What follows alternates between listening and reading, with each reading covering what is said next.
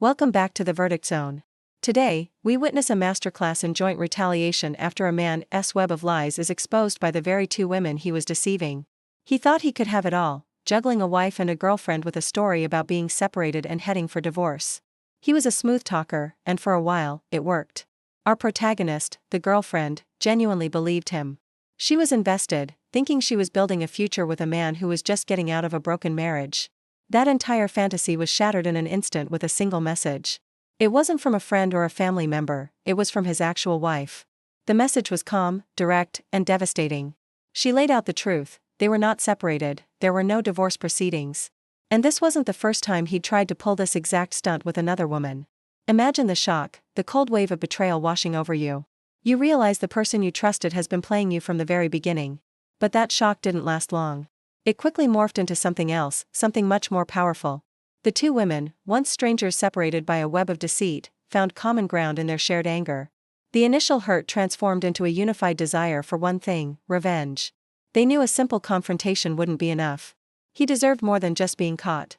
He deserved to feel the same confusion and chaos he had created.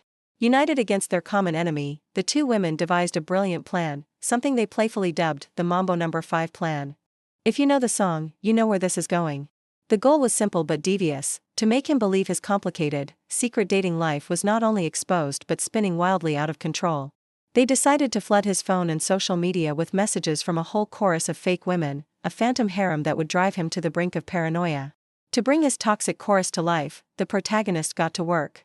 She downloaded apps that provided virtual phone numbers and started creating fake online profiles. Each persona needed a name, and what better source than the lyrics of Lou Bega's classic hit? A little bit of Monica, a touch of Erica, a sprinkle of Rita, and of course, Tina, Sandra, Mary, and Jessica. Each name from the song became a new, imaginary woman in his life, ready to send a message that would slowly unravel his sanity. The stage was set for a slow-burn psychological siege, and he would never see it coming. The genius of the plan was in the messages themselves. They weren't just random texts. Each one was carefully crafted, adapted from the song's lyrics to sound like a cryptic, demanding, or nostalgic message from a woman he'd wronged. Imagine him seeing a message from a Monica that read, "I need you in my life." Or a Facebook message from a Sandra saying, "I miss seeing you in the gym, why don't you train anymore? I hope it's not 'cause of our post-workout sessions together." The messages came from everywhere: Instagram DMs, Facebook messages, random texts from unknown numbers. This created the terrifying illusion that he had an entire network of women he was desperately trying to keep separate, and the walls were closing in. But the real key was the timing. The wife and the girlfriend coordinated perfectly.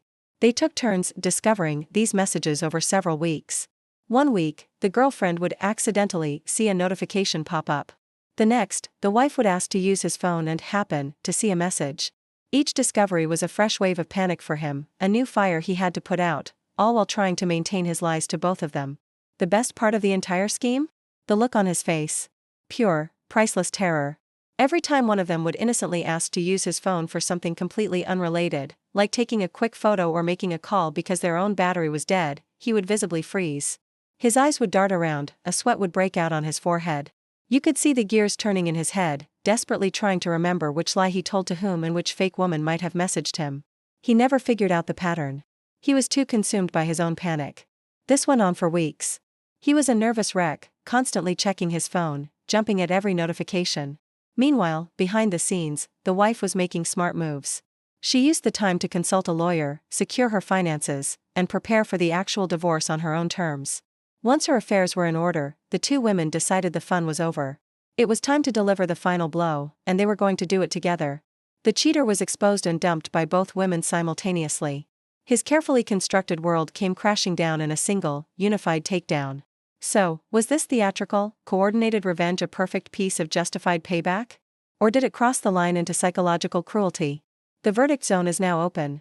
Hit that subscribe button and click the link in the description to join the debate on our forum. What's the most creative revenge you've ever seen or heard of? Share your story, and cast your decisive verdict.